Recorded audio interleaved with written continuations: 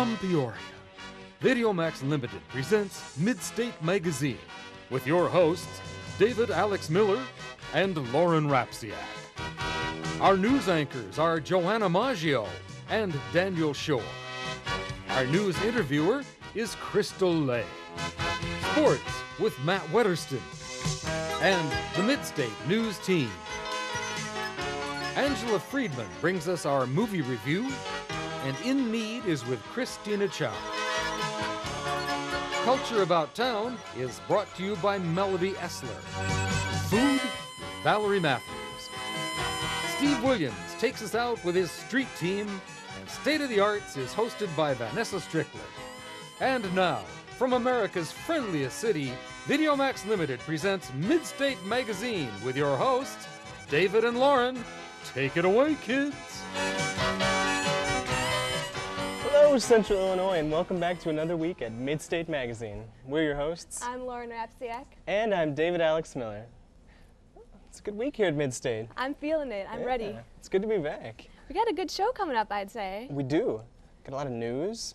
Always news, yes. Always news. And we're going to learn how to make some tasty pumpkin treats. Good. I'm hungry. I'm always hungry. I think I said that every show. Yeah, I could eat a horse. Or a pumpkin treat.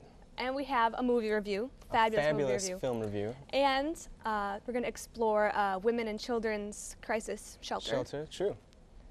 And to wrap things up, we'll take a few lessons in melodious guitar. I cannot wait. Can't wait. Yeah. Because, okay, I'm so worn out, so tired. I just want to kick back, watch some good programming. Yes. We just did an improv show this past weekend. Oh, gosh. Me and you, Barbecue Kitten. I talked about that a lot last season, but now one of my acting partners is actually in it. Yeah. We just saw a play that one of our friends wrote as well. True. Well, that's good news. Why don't we head to news now? Thanks, David and Lauren. Good evening. I'm Daniel Shore. And I'm Maggio. Demolition of the old Sears Block in downtown Peoria is underway. The Central Illinois Regional Museum and Caterpillar Visitor Center will take its place in 2009. Sears has been in the same spot from 1965 to 1998 when it moved to the Northwoods Mall. In addition to Caterpillar, the African American History, Lakeview, and IHSA museums are planned to open on the site. Peoria residents are starting to save money by taking public transportation. CityLink riders grew by 17% last month. CityLink officials are attributing the growth to higher gas prices. Additional staff has been hired to manage the substantial increase in new riders. Only one person is in charge of Illinois Grand Patients Raising Grandchildren program. Barbara Schwartz is the only person in the Department of Aging that helps serve over 100,000 grandparents in Illinois that raise their grandchildren. That is why she was named Public Citizen of the Year by the Illinois chapter of the National Association of Social Workers. Barbara is a huge support to the many people she helps. In her voicemail greeting, she said, "Let's remember that 20 years from now, we'll be more disappointed by things we didn't do than by the ones that we did do. If you are a relative raising children, thank you very, very much. We do appreciate you and everything you're doing." If you're looking for a good movie to get you in the Halloween mood, the 3rd annual Peoria Film Noir Festival is running until Sunday. Films are playing Friday and Saturday at 7 p.m. and Sunday at 2 p.m. The festival is at the Apollo Theater, 311 Main Street in Peoria. A $5 donation is suggested. For more on what's going on in the area, reporter Emily Carlson went to the Glen Oak Zoo. Not many people are aware that Peoria has its own zoo. Even more unnoticed, the Glen Oak Zoo is home to a unique species, the elephant shrew. Jill Roderick, the educational director of the zoo, has more to say about the special animal. We are one of the only 5 zoos in the nation that have them right now. And we're actually hoping for elephant shrew babies, and they are so much fun. They weren't sure how the exhibit was going to work, and these guys just love people, and they're out all the time, and it's working great. Another unique quality the zoo possesses is a creative Halloween celebration that takes place every year, known as Halloween. Halloween is a fun-filled family event which hosts a trick-or-treat trail, hayrack rides, and costume contests. Creativity is usually the biggest thing. Creativity and just very cute, fun costumes. This is all for ages, and for ages about 12 and under, so the kids' costume contest only goes up to age 12. So, Preparing for the Halloween event since June, the zoo is now ready to host a special event which will take place on October 21st and 22nd from 5:30 to 8:30. The Glen Oak Zoo is dressed and ready for the occasion. it's something that a lot of zoos do. Almost every zoo has some sort of Halloween celebration. It just kind of depends on whether they do it during the day or at night. We'll actually have the front gate open, is how people are going to come in through this year. We're going to have the whole front area is going to have maybe like some spider webs and stuff on it. We'll have a couple of cemeteries. Go on and join in on the festivities at the spectacular Halloween family event. For Midstate Magazine, I'm Emily Carlson. For some, the idea of leaving the comforts of your own home could be a little scary. But here with me is Adrian and Mitja from Slovenia, all the way visiting Bradley and Peoria, right? I see you're representing Bradley University. Yeah, I got this sweater from your dean. Yeah, they're having a great sale, I heard. Yeah. But, I don't know, Slovenia, you're studying journalism, right? Yeah. And how do you like it? We like it pretty much. I don't know, except that studying in our country, it's not as quality as here, I see now, because we don't pay for our school. You don't pay for your No, school? No. Who pays for It's your not school? private school. Oh, okay. So, coming over here, do you think you've gotten any different of a perspective than if you were to have not come and visit? No, coming here is just an opportunity. It's a little exchange program between our faculty in Ljubljana and the Bradley University. And we just came here to visit the people from the Scout here and to see a little bit differences of the study here. Now, Adrian, I want you to tell me what your favorite part of visiting was. Not just Peoria, but New York, Chicago. I want you to tell me. I mean, I liked everything, but I think that seeing New York for a European is something really new because New York is so big, it's really like in the movies. Yeah. And what about you, Mitja? Yeah, I share his opinion.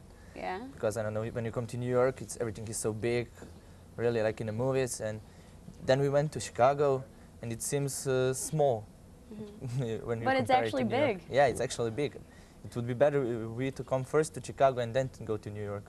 Well, thank you so much for coming today. Thank you very, very much. You're welcome. You're welcome. But that's all for today. I'm Crystal Lay, Midstate News. Back to you, Joanna and Daniel.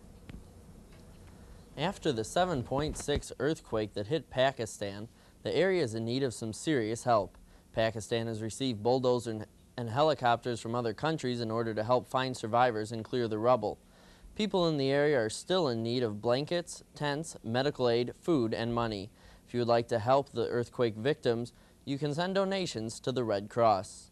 Now here's Matt Wedderston with sports. Guys, the joke that NHL stood for no hockey league can finally be put to rest now. After 486 days without any professional hockey in America, the lockout is over and the players are back on the ice. New league changes have increased scoring and brought more excitement to the game. However, the Chicago Blackhawks are reporting about 80% attendance in comparison to the 2003-2004 season. In basketball news, the University of Illinois' dream season last year hit a roadblock in the championship game versus North Carolina. And even though Illinois lost 2 of its key starters for this year, UNC has lost all 5. Be sure to mark your calendars for November 29th when these two teams square off for the first time since the NCAA Finals last year. Well, the next popular sport could be a leisure activity that has been put into a competitive atmosphere, and hidden on the outskirts of the Bradley University campus is where students and others are catching on to this sport. Ultimate Frisbee is a competitive sport that features a combination of football and soccer. It is played with 2 teams, each composed of 7 players. You have 2 teams, and the team that receives the disc at the start of the game, they have to move the disc up the field to an end zone, and the only way they can move it is by throwing it. You can't walk with or carry the disc. You've just got to throw it to advance it. Each score is worth 1 point, and the first team to 15 points wins. The only way to score points is on offense. The standard offense, I guess, could explain, is a stack, and how that works is you've got a line of people that go up the middle of the field, and people on the offense are going to cut out of that toward one of the three handlers that move the disc. And we want shorter passes for the most part. The long passes are always the low percentage throws. Even though you can't score on defense, a team's success is dependent on good man-to-man denial. It's hard on defense. You slack sometimes. Just like any sport, strategy plays a large role, and every individual player has their own unique style. I'm not better than everyone, but I think because I run faster than a lot of people. Just cut hard, play hard, run hard, dive hard, throw hard. This team is compiled of people from the Peoria area, most of them being Bradley students. We're just a club team, so we're not a division sport. Different universities have like different levels of affiliation with their clubs. Like some schools will give actual funding to their teams, and it's like the larger schools tend to be a lot more competitive, and they can actually have cuts for their players, and they can kind of draw from talent that they can find. The age of players varies from 19 to 35, and there are no eligibility requirements to partake in the action. As far as requirements, we don't really have any. If you want to play, you can play. Our main concern has just been the numbers the past few years. We've just been trying to keep our team going. Ultimate Frisbee is a game of speed, agility, and even a bit of fortune. And while the ultimate goal may be winning, it's really all about having a good time. For Midstate Sports, I'm Matt Wetterston. In this week's Oddly Enough, a man who coughed up a screw. A teen Voorhees broke 2 vertebrae 4 years ago and had to have a metal plate surgically implanted into his neck. When Voorhees had a terrible cold and began coughing, he realized that something was in his mouth. He took it out and found that it was a screw. Doctors say it must have been loosened after swelling from the infection. Thanks for joining us. That's all for this week's edition of Midstate News. I'm Daniel Shore. And I'm Joanna Maggio. Have a good evening. Thanks a lot, Joanna, Daniel, Crystal, and Matt. It's always a pleasure. There was a piece in there about the zoo, and of course, I'm from the Chicagoland area. I didn't know until a couple weeks ago that we actually had a zoo in Peoria. Yeah, I've actually never been, but I've known for a short period of time, too. We should go together someday. I would love to. We can check out that shrew. The elephant shrew or the meerkats? Meerkats. I've often thought that if there was an animal on this planet I looked like, it would have to be a meerkat. Why? They look goofy. Oh well, we're going to go over to the food segment and talk about those previously mentioned pumpkin treats.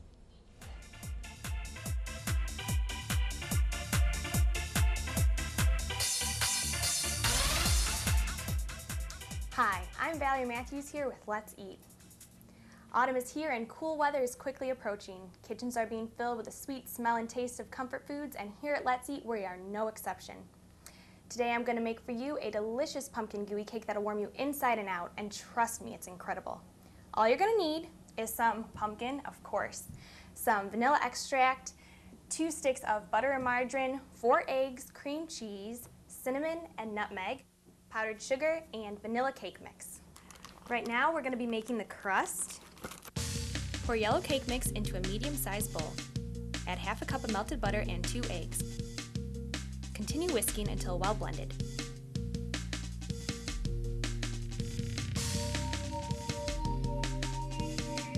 Press crust down into a 13 by 9 inch cake pan and set aside.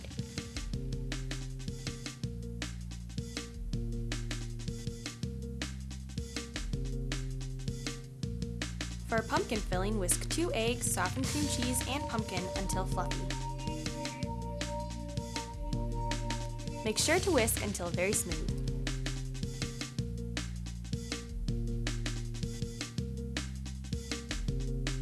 Slowly stir in 1 teaspoon of vanilla and half a cup of melted butter.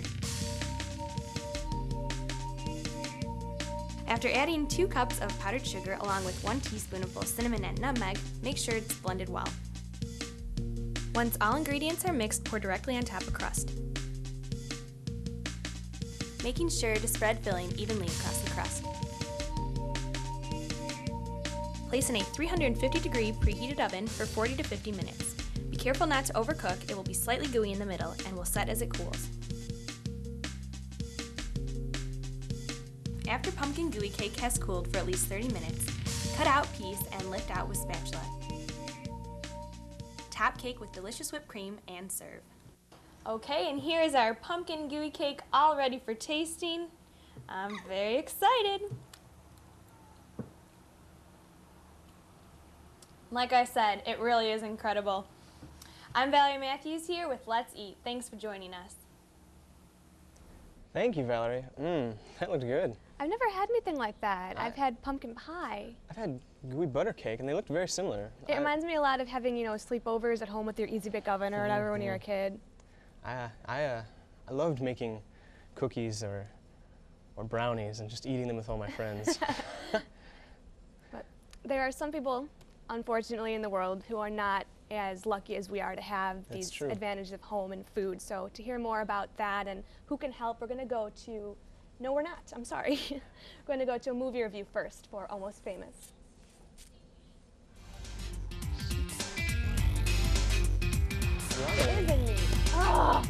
This may seem like a typical daycare center, but Crittenton centers provide much more than that. They take in kids from infancy to 6 years of age. The Crittenton Center takes in children from parents in need of help. The center has a day and night care center. Children can stay from 2 hours to 3 days. We're really not a home for unwed mothers anymore. That was what we did for over 100 years. But we don't have a residential program anymore. Instead, we're serving the family, the single parent, the young mother, the young father, because we want them to be a better family. So the way we can do that is by keeping their children, give them a break, teach them to be a better parent, help them with their financial management, and then eventually give them a good choice for a daycare or a night care here at the facility. Jenny Armstrong is the executive director of Crittenton Centers. She says that their task is to provide a home-like setting for children and offer services to help their clients become better parents. For many reasons, we are handling families that have a lot of parental stress. That's sort of a generic way of saying, they're just maxed out. They've had sort of like a big ball of problems, and they just literally don't know how to peel off the problems one at a time and work on them. So if we can at least take the child, put them in the crisis nursery, and with our case managers, start helping them peel back the layers of the problems, we find that it gives them the confidence to cope with things one-on-one, and it stabilizes them over the course of time where they eventually get back to work and get back on track and then are able to take care of their children in a good way. The parents give back by donating their time after utilizing the services the center provides. We have had some parents come back and volunteer because once their situation improves, they get a job, their life is back on track, then they really want to give back. The Crittenton Center has been in Central Illinois for 113 years. Armstrong says that 25 years ago, they provided services to only 6 or 7 children a week. As of last month, they provided for 70 children a week. The Crittenton Center does not charge for their services. The Crittenton Center does not judge a family on their financial status or race.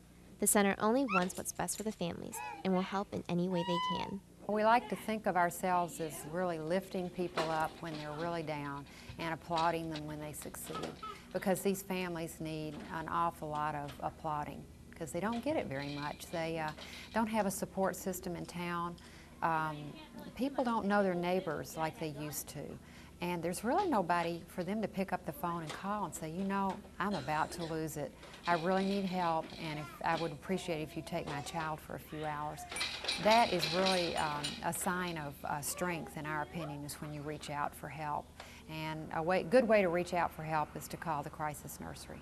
The number of clients increase each year. The Crittenton Center is now helping 3,000 parents. The center is always looking for volunteers, especially those who will take care and play with the children.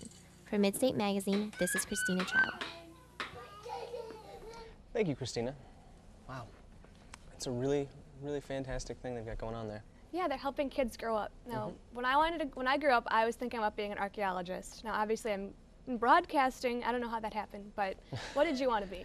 I wanted to be a celebrity. A celebrity? I still do. I can see that. I can see that. Yeah. Well, we're going to go to a movie review. And then it's about a kid who wanted to be a writer for a band. So let's hear that movie review for Almost Famous.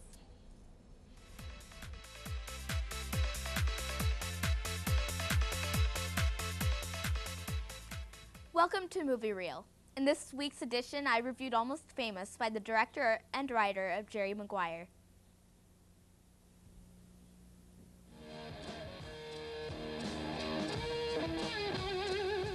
Almost Famous takes you back to the life of the 70s.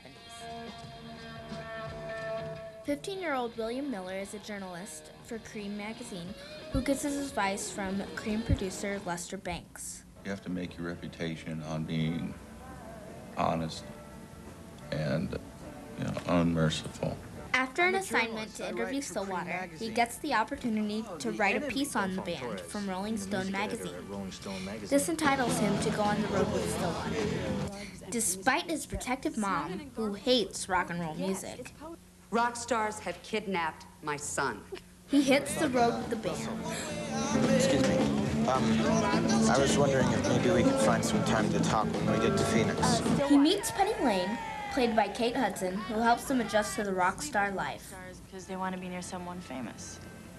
We're here because of the music. We are Band-Aids. Despite the rock stars, free food and drinks, William finds his quiet life at home much better. What I like most about this movie is the way it takes you back to the classic rock and roll life.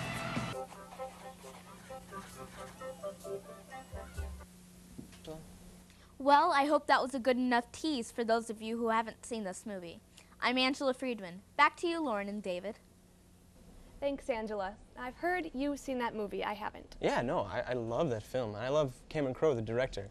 He's written and directed several films, at least a handful, and he's directed one of my favorite actors, Tom Cruise, and in Vanilla Sky, and Jerry Maguire. Right. Yeah, and I really love his work, and I think that's a great film about just growing up and music. And he's got another film that just recently came out. Elizabethtown? Elizabethtown, that's it. Yes. But in honor of rocking and Almost Famous, let's learn how to play the guitar. Hello and welcome to State of the Arts. I'm your host, Vanessa Strickland, and here with me today is Justin Smiley, a Bradley University student who plays the guitar. Welcome to the show, Justin. I'm glad you're here. Definitely. So how long have you been playing the guitar? I have not been playing the guitar for very long, probably about a year and a half. I actually started playing the guitar because our church didn't have a worship team. We started this young adults church here around the Bradley area, and me and my roommates were like, we should learn the guitar and play. So you just taught yourselves, or did you take lessons? Or? We didn't really take lessons. One of my buddies actually knew a little bit about guitar. He had some of the books and stuff, so we read over the chords, but it was basically just kind of learning with each other. It was awesome. Good. So has the band grown more, or is it just the three of you still on guitar? It has. It started, we had a drummer who was phenomenal, and he was basically the only one of us who knew how to play an instrument. And then it was rhythm guitar, bass, I played the bass, and then we had two vocalists. Now we have a viola in there, and I switched to lead guitar, and one of our other friends learned the bass. So for people who are musically illiterate like I am, a viola is what again? I really don't even know, but it's bigger than a violin, so yeah, there you go. Cool. And what church is this at? This is the second story. That's what we call it. So yeah, we actually meet in the Garrett Center now. Okay, when do you guys meet? Sundays at roughly 5 o'clock. Okay. It's really laid back, so time frame's not a big issue. Cool. And is it non-denominational? It is non-denominational. Anyone who just wants to come and have a good time. Good. Yeah. So, did you do music in high school, or you just kind of was like gonna get started? I didn't. I was always into the sports in high school. I took like keyboarding in 7th grade or something, but this is a first for me, and I really enjoy it. Awesome. Well, that's great. Well, we're going to take a short break, and when we get back, Justin's going to try and teach me some chords and then show off his musical talent. So come on back. Stay tuned.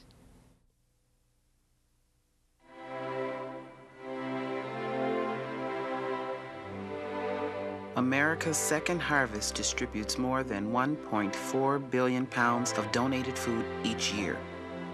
But if donations stopped today, their warehouses could be empty in a matter of weeks. Help keep the doors open and the shelves stocked. Your contribution today means a brighter tomorrow. Together, we can tackle hunger.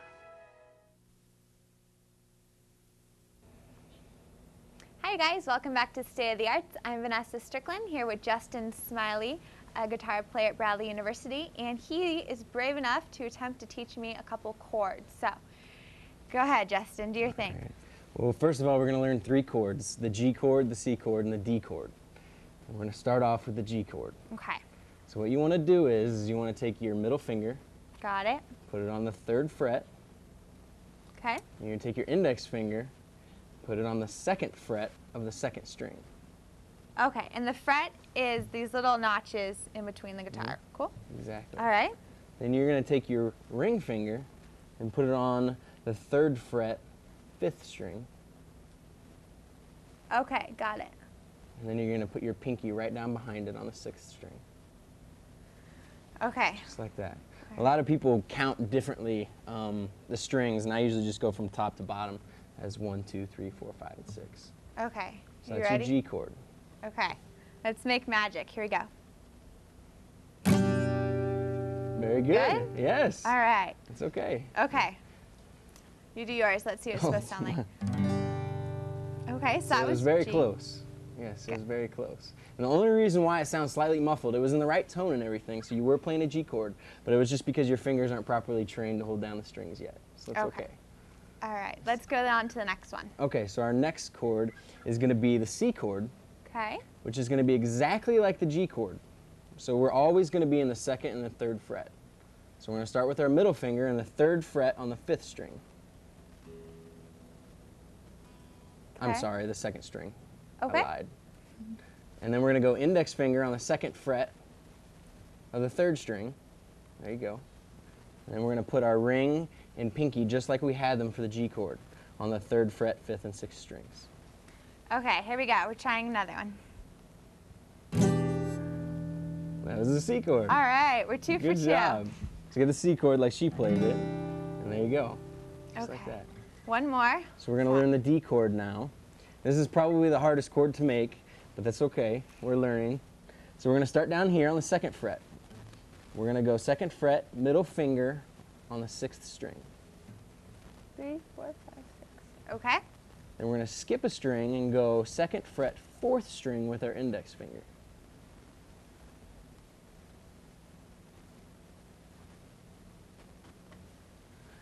No, It's okay. Okay. It's okay. You're going to go middle finger on the last string, 2nd fret. Okay, got that one. And you're going to go index finger, 3rd to last string, 2nd fret. So the 4th string. Okay, Right there. okay. So there's here going to we be a go. gap. The 5th string is going to be a gap. Then you're going to get that 5th string with your ring finger, but on the 3rd fret. All right, And that's your D chord. looking good. Okay, let's see if I can do D. Ooh, Don't that's get a little bad. discouraged. It's okay. It's All right. Okay, well, while I go make my album, Justin is really going to show us how it's done. So back to you guys in the studio, and we'll come back at the end of the show and rock out a little more. We'll see you soon. I'm Vanessa Strickland for State of the Arts. Thank you, Vanessa and Justin. Oh, that was really wonderful. I play a little bit of guitar, and he was right on. Yeah, he was a good teacher, I think. I think he did a great job. I guess that about does it for us this week here at Midstate. Yeah, we're done. Another week. We had a good time making some fancy treats. I'm going to try that. I'm going to go home and do it. I could really eat some right now. We also visited the women's shelter. Heard a fantastic film review on Almost Famous, which preps us for Elizabethtown. Right. It just came out. And we did get a great lesson in guitar. Right, and I really thought that was great. So Yeah. we'll see you next week, and I want to go back and hear more from Justin. So we'll see you next week.